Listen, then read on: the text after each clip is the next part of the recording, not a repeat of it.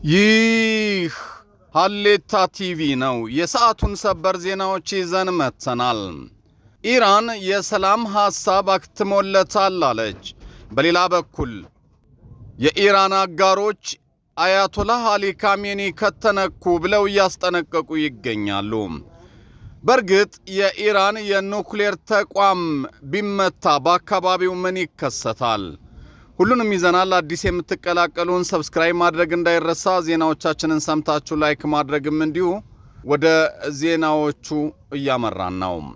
ኢራን የኑክሌር ቦምብ ለመስራት እየሞከረች ለመሆኑ ምንም አይነት ማስረጃ አላገኘሁም አለ ዓለም አቀፉ የአቶሚክ ኢነርጂ ኤጀንሲ።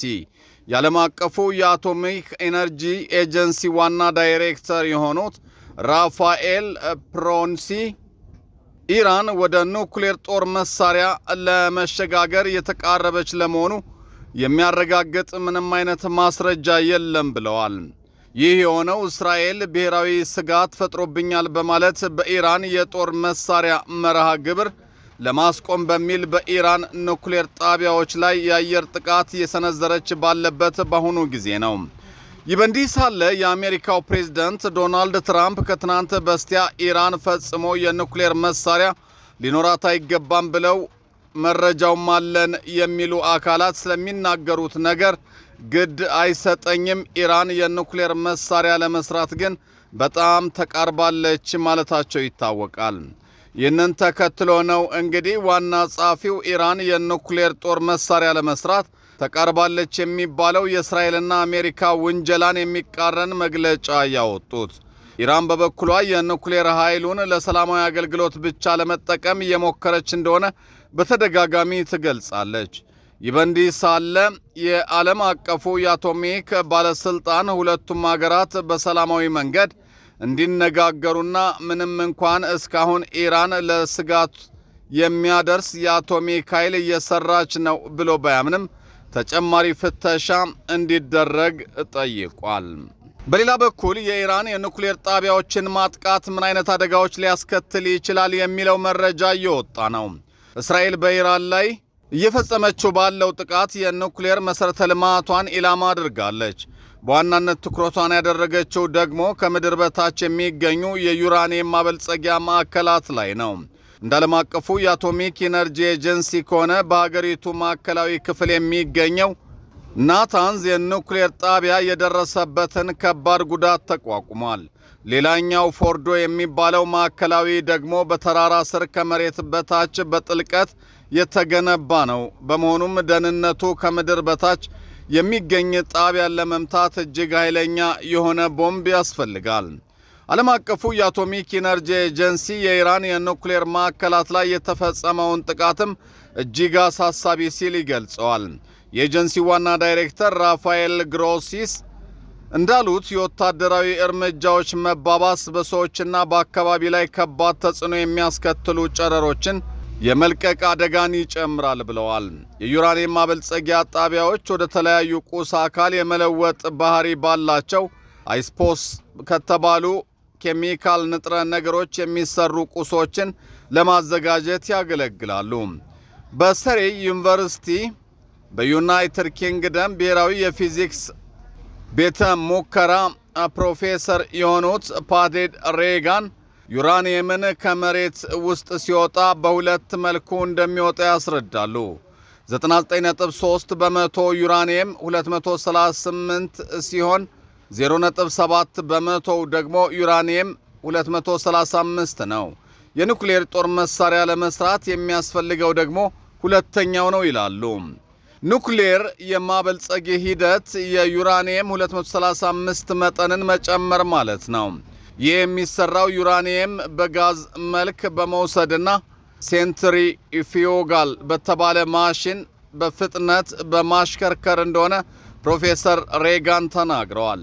ምክንያቱም ዩራኒየም 238 በሚፈለገው ዩራኒየም 235 በበለጠ ከባድ ስለሆነም ሂደቱ ሁለቱን ለመለየት ያስችላል ተብሏል። በከፍተኛ ሁኔታ የበለጸገ ዩራኒየም ካልበለጸገ ዩራኒየም በ3 እጥፍ ራዲዮአክቲቭ ጨረሮች አሉት። ሆኖም በመጠናቸው ልክ ሁለቱም በራዲዮአክቲቭ ጨረሮች የተሞሉ አይደሉም። ስለዚህ የአካባቢ ብክለት ችግርን አያስከትሉም ብለዋል። ከቸርኖቤል አደጋ በኋላ ያለው ክስተት እሱን ያጠኑት ስፖርትማውን ዩኒቨርሲቲ ፕሮፌሰር የሆኑት ጂሚ ስሚዝ ሁላችንም በጣም የሰጋነው ፊውዥን ውጤት ላይ ነው። ይህም ዩራኒየምን ከቦምብ ወይም ከሌላ ነገር ጋር በሚጋጭበት ጊዜ የሚፈጠረው ራዲዮ አክቲቭ ስትሮኒቲየም እና ራዲዮ አክቲቭ አዮዲን ያሉ ነገሮች ካመለጡ ነው ብለዋል። በአካባቢ ላይ የሚኖር ስጋትን በተመለከተ በናታንዝ ማዕከል ላይ በጥቃት ከተፈጸመ በኋላ ዓለም አቀፉ የአቶሚክ ኢነርጂ ኤጀንሲ በአካባቢው የራዲዮ አክቲቭ ብክለቶችን እንዳገኘ ገልጿል።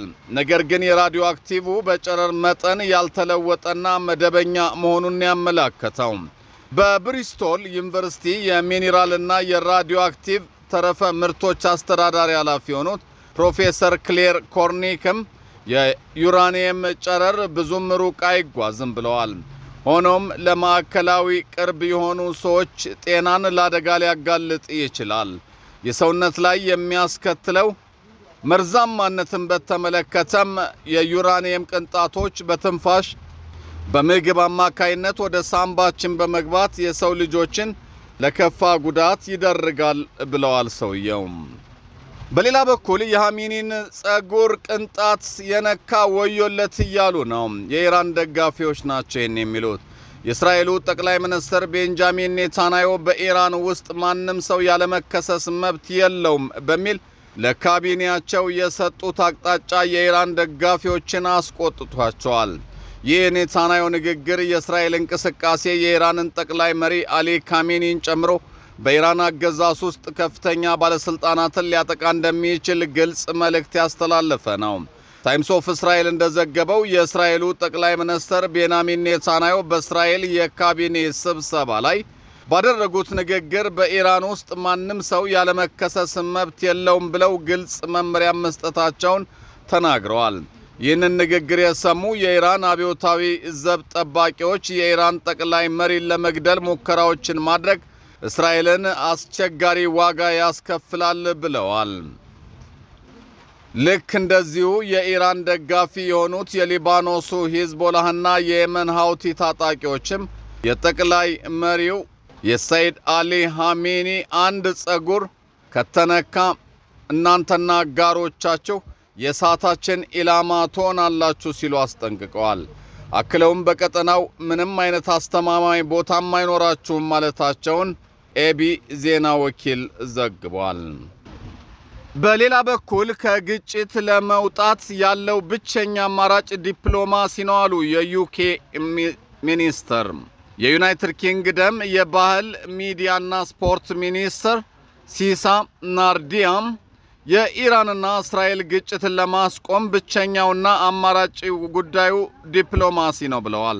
ሚኒስትሩ አይነን ያሉት ፕሬዝዳንት ትራምፕ ሀገራቸው በሁለቱ ሀገራት ግጭት የሚኖራት ተሳትፎ ላይ ለመወሰን የሁለት ሳምንት ቀነ ገደብ አስቀመጥኩ ባሉ ጊዜ ነው ዛሬ። አሜሪካ ኢራን ላይ ጥቃት ለመፈጸም እስራኤል ከተቀላቀለች ዩኬ እርምጃውን ልትከተል ትችላለች ወይ ተብለው በቢቢሲ ራዲዮ 5 የተጠየቁት ሚኒስትሯ ወሳኙ ነገር ግጭቱ እንዳይባባስ ማድረግ እንደሆነ አጽንኦት ሰጥተውታል።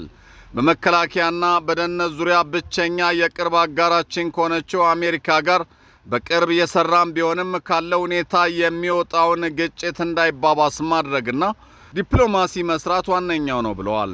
ሚኒስትሯ ጨምረውም በኢራን ያለውን ያልተረጋጋ መንግስትና በጋዛ ያለውን የሰብአዊ እርዳታ ቀውስ በመጥቀስም በሕይወት ዘመናቸው መካከለኛው ምስራቅ እንዲህ አይነት አስከፊ ሁኔታ ውስጥ ገብቶ እንደማያውቅ ተናግረዋል። በጣም በርካታ ፈተናዎች እየገጠሙን ነው። የሰዎችን ደህንነት ለመጠበቅና ሰዎችን ለመደገፍም የሚረዳ መንገድ አንድ ነው፣ እርሱም ዲፕሎማሲ ነው ብለዋል የእንግሊዟ ሚኒስትር። ይህ በእንዲህ ሳለ የአሜሪካ ምክር ቤት አባል ትራምፕ ግጭቱን የያዙበትን መንገድ እጅጉን አሳስቦኛል አሉ። የአሜሪካ ኮንግረስ አባል የሆኑት ትውልደ ኢራናዊቷና ዲሞክራቷ ያሳሚን አንሳራ ፕሬዝዳንት ዶናልድ ትራምፕ የእስራኤልና የኢራን ግጭትን ያስተናገዱበት መንገድ እጅግ አሳስቦኛል ብለዋል። ለቢቢሲ ኒውስ ዴይ ፕሮግራም በየቀኑ ሐሳቡን የሚቀያየረው ፕሬዝዳንት ነው ያለን ያሉ ሲሆን አክለውም የሚናገረውን ማንንም አያምነውም ነው ያሉት። የኢራን ጦርነትን በመጥቀስ ዩናይትድ ስቴትስ በቀጠናው ጥሩ ወይም የተሳካ ታሪክ ስለሌላት ጣልቃ መግባት እንደሌለባት ነው የተናገሩት። አንሳሪ ኢራናውያን ስልጣን ላይ ያለው አካል አለመሆናቸውን ማስታወስ አስፈላጊ እንደሆነ ጠቅሰው አብዛኛው ህዝብ 1979 ጀምሮ በእገታ ውስጥ ያለ ህዝብ ነው ብለዋል። በመሆኑም በአገራቸው በቦምብ መደብደብ የኢራን ህዝብ አይገባውም ነው ያሉት እሳቸው። ትራምፕ ግጭቱን ለመፍታት ዲፕሎማሲያዊ መንገድ ትኩረት እንዲያገኝና የአሜሪካ ወታደሮች አላስፈላጊ የህይወት መጥፋትን ወደሚወስደው መንገድ ላይ እንዲያተኩሩ አድርገዋቸዋል ብለዋል ሴትየዋ። በመጨረሻም እስራኤል ጥቃቷን ካላቆመች በኑክሌር ጉዳይ መነጋገር ብሎ ነገር የለም ማለች ኢራን። የኢራን ውጭ ጉዳይ ሚኒስትር አባስ አራግቺ ከፈረንሳይ፣ ጀርመን፣ እንግሊዝ አቻዎቻቸው ጋር ለመነጋገር ወደ ጄኔቫ ለመብረር በተዘጋጁ ጊዜ ነው በመጀመሪያ የእስራኤል ጥቃት መቆም እንደሚገባው ለኢራን የመንግስት ቴሌቪዥን የገለጹት።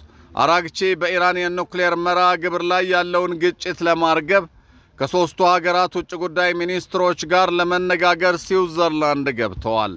ነገር ግን አራግቺ ለኢራን መንግስት በቴሌቪዥን በሰጡት አስተያየት እስራኤል በሀገራቸው ላይ የምታደርሰውን ጥቃት እስካላቆመች ለመነጋገር ዝግጁ እንዳልሆኑ ገልጸዋል።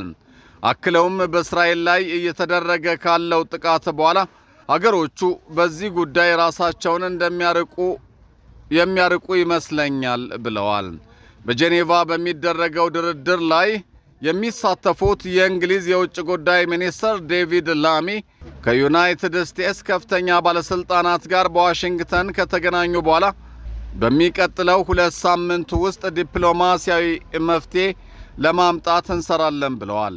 የታቀደው ስብሰባ እስራኤል ባለፈው ሳምንት በኢራን ላይ በጥቃት ከሰነዘረች በኋላ የመጀመሪያው ትልቁ ዲፕሎማሲያዊ ጥረት ይሆናልም ተብሏል።